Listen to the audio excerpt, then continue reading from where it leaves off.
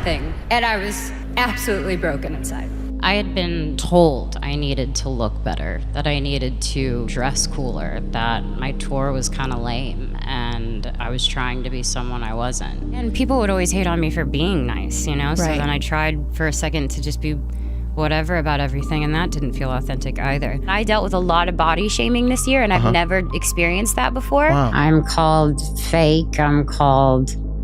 It's insincere, it's fake. It just doesn't feel safe, and I don't like being myself sometimes. About being uncomfortable with your skin, I still feel that way. I felt scared of so many things in life, and I think it's because I grew up anxious. I felt like I needed to perform and I needed to be the best I possibly could be. I kind of go in waves. Sometimes I'm like, you know what, it's a part of it, I'm fine. And then some days I just wake up with serious anxiety. It's like, okay, it's overwhelming. It just kind of depends. Everybody has up and downs. I think it's safe to say that most of you know a lot of my life, whether I liked it or not. I've basically grown up in front of everyone. Then it just started getting dark. Like there were accounts that were dissecting me down to my body, to my face, to my features, choices I've made, telling stories. That was really hurtful. It sucks. Just social media can be a very dangerous place because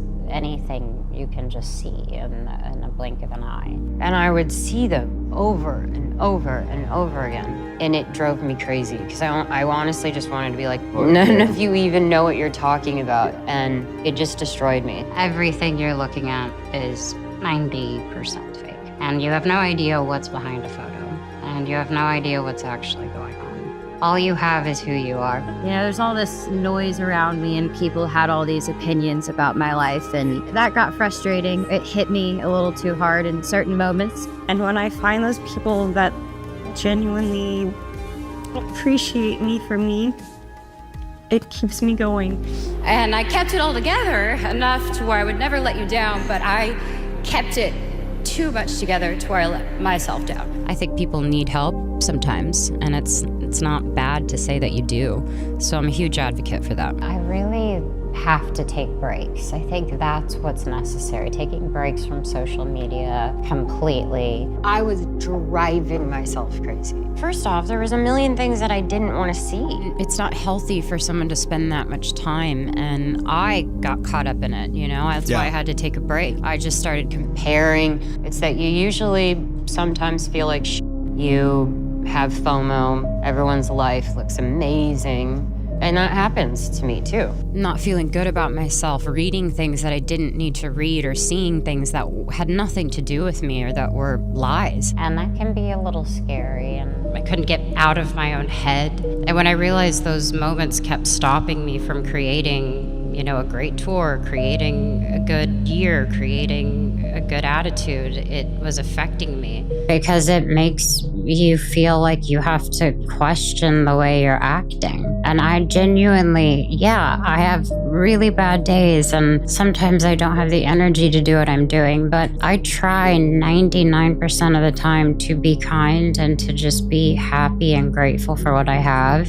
And that just almost isn't cool anymore. It's like every time I feel bad, I was like, here it comes. I'm gonna get a little depressed. I'm gonna go down a spiral. And I just feed it. And I've learned over the years to take a step back from that and try to recognize the little things I needed to do to get myself out of it. So I decided I needed to change the things I was watching. So I decided to watch things that were really well written and beautiful and happy. I changed the music I was listening to. I wanted to listen to positive things. I wanted to feel like I could be inspired. It's something like taking a walk. It's something like calling a therapist. All these little things that seem so minuscule and like, oh, that won't work, that doesn't matter. It actually ultimately does. It's by doing that every day and even just getting up and looking at yourself and being okay with who that person is on the other side. I can't try to pretend I'm good all the time. I can't say I don't care. What do you see when you look in the mirror?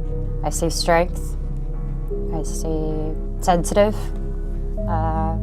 Still working on what I see in the mirror, I suppose. Enjoy what's actually around you. Because believe it or not, everything in this little tiny device does not define you, does not make you a human. It's simply a device you can put it down and be a part of the world again. The most important thing that I've ever learned when it comes to me beating myself down, which I'm very good at, and just saying these negative things to myself, you already have a purpose and you're doing it and you are living it with people that you care about. I can't keep being knocked down.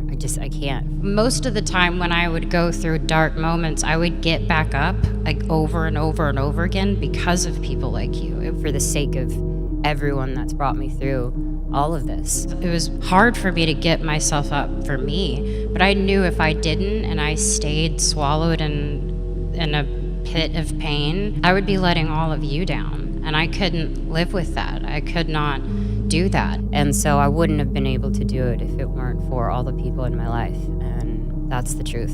And I'm reminded by a team of people who believe in me, even when I don't myself. And then I had to learn how to do it for myself. It's number one for me to take care of myself, whether that's mentally, emotionally, physically. So I have nothing to be ashamed of by saying, I actually need to take a second and take care of myself. And that means I had to let people down and say, okay, I can't tour anymore. I can't release music right now. I'm physically just not able to. And now I can have a good balance of being the best version of myself for me, which also means I can be the best version for other people. It's priority. I have a lot of medical issues that I'll be battling for the rest of my life, but I continue to choose to work on myself with, therapy and working with my doctors closely, making sure I'm on the right medications. I really want people to be understood and seen and heard.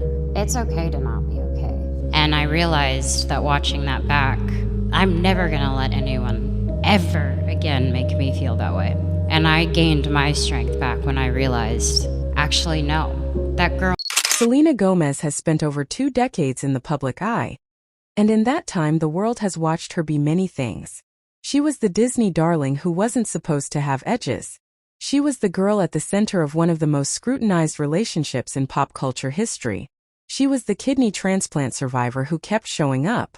She was the woman who quietly stepped away from Instagram and came back steadier. But in that moment, with tears running and a song echoing the darkest version of her inner voice, she was none of those things. She was just a person who had once hated herself and was brave enough to let the world hear it. What makes this moment so impossible to dismiss is that it wasn't manufactured grief. Selena didn't reach for sunglasses or laugh it off. She sat with it. She let the interviewer sit with it too. And in doing so, she cracked open a conversation that millions of women have quietly carried without a single public figure daring to name it so bluntly.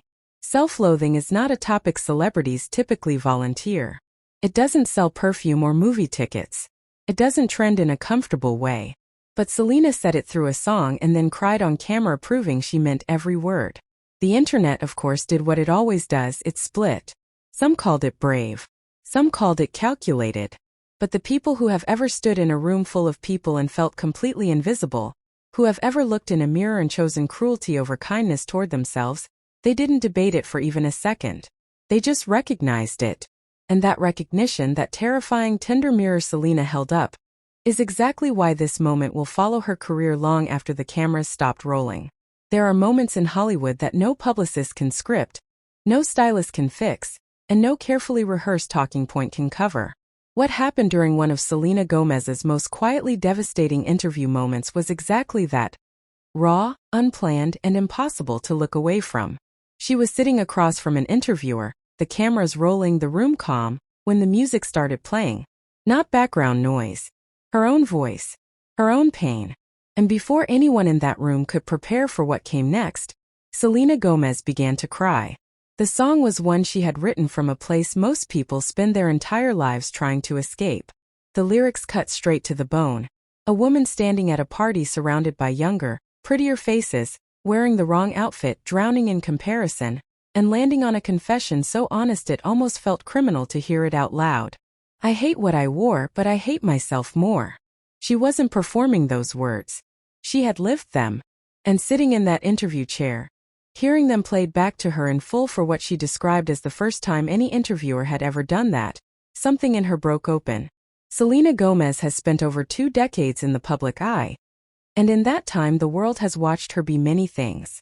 She was the Disney darling who wasn't supposed to have edges. She was the girl at the center of one of the most scrutinized relationships in pop culture history.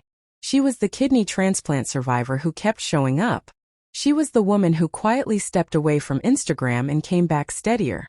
But in that moment, with tears running and a song echoing the darkest version of her inner voice, she was none of those things.